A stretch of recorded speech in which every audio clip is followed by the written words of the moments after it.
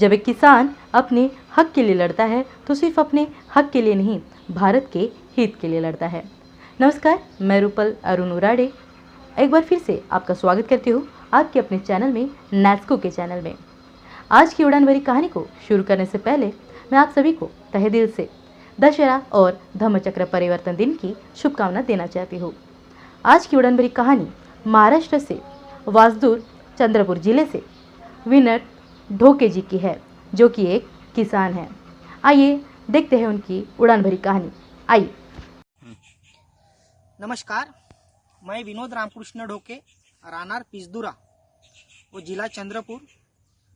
ये पिसदुरा छोटे से गांव में मैं वास्तविक में रहता हूँ और मेरा मुख्य जो व्यवसाय है वो खेती है और मेरे जो परिवार है वो खेती पर ही निर्भर है।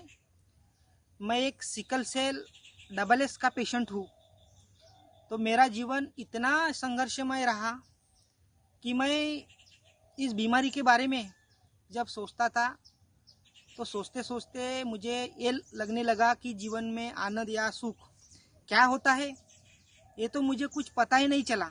इस बीमारी की वजह से मेरी जो फैमिली है वो इतने डिप्रेशन में रहती थी, वो जो आर्थिक परिस्थिति है, मनस्थिति है उनकी, तो ज़्यादा से ज़्यादा बिगड़ती थी। तो मुझे लगने लगा कि मैं जो ज़िंदगी की कठिनाइयाँ है वो कठिनाइयाँ कुछ तो निकलने के लिए मैं प्रयास करने लगा। मुझे सिकल सेल के बारे में जब पता चला कि ये क्राइसिस कैसे होता है, क्या होता है, तो मैं कुछ जीवन में बदलाव लाने लगा कि सिकल सेल के बारे में जो बीमारी है उसे ख़त्म नहीं किया जा सकता, लेकिन उनको कंट्रोल में ला सकता हूँ। जैसे कि मैं कुछ जीवन में बदलाव लाने लगा। इच्छा शक्ति सबसे ज़्यादा इम्पोर्टेंट है। इच्छा शक्ति हो तो अपन कुछ भी कर सकते हैं। और जीवन में रहन सहन की मैंने चेंजेस किए हैं। ज़्यादा से ज़्यादा पानी पीना और ख़राब जो मौसम रहता वो घर से बाहर ही नहीं निकलना, और फिजिशियन डॉक्टर जो है, जो MBBS MD है, उनकी सलाह लेना। जो फास्ट फूड है यानी कि तले हुए पदार्थ नहीं खाने का, और फल सब्जी खाने में अच्छे जो प्रोटीन्स है वो खाने की कोशिश की।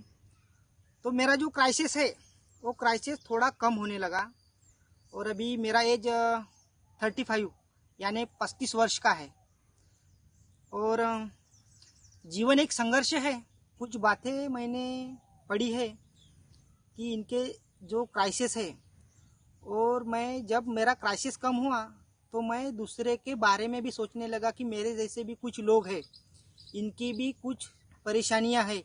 वो परेशानियों के कारण जो लोग डरे हुए थे, इसके लिए मैं श्री स्वर्गीय संपतजी रामटेके और जो मेरे डॉक्टर है वो डॉक्टर निशी सैनानी, वो सिकल सेल पेशेंट की OPD फ्री में लेते हैं। उनके पास कम से कम 500 600 या 700 800 को लोगों को फ्री ट्रीटमेंट देते हैं। वो उनके लिए कुछ पैसा नहीं लेते। बाद में मैं sickle cell society of India, जो रामटेके जी सर ने जो चलाया, फिर और जो सिकल सेल सोसाइटी में जब मैं काम करने लगा तो मैं लोगों को बताने लगा कि सिकल सेल क्या होता है।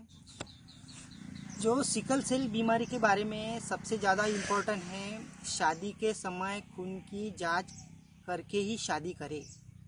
यानी नॉर्मल व्यक्ति को भी खून की जांच करने के बाद ही शादी करनी चाहिए। जैसे कि हम जैसे जो डबल-एस पेशेंट है वो जीवन में आए ही नहीं कि उनको ब्लड चढ़ाना पड़ता, खून चढ़ाना पड़ता। इसके लिए मैं डोनर ढूंढता था और उसको काउंसलिंग करता था। इसके बारे में मुझे लोगों की सबसे ज़्यादा ज़रूरत थी कि कोई भी तो आके मदद करे, और मैं ऐसे ही जीवन में दूसरों की लोगों की मदद करता रहूँगा। नमस्कार। विनोद जी, आपके जज्बे को सलाम।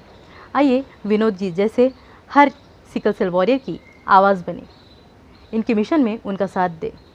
अगले हफ्ते फिर एक उड़ान भरी कहानी के साथ मिलूंगी। तब तक के लिए हमारे YouTube चैनल को लाइक शेयर सब्सक्राइब करें। धन्यवाद।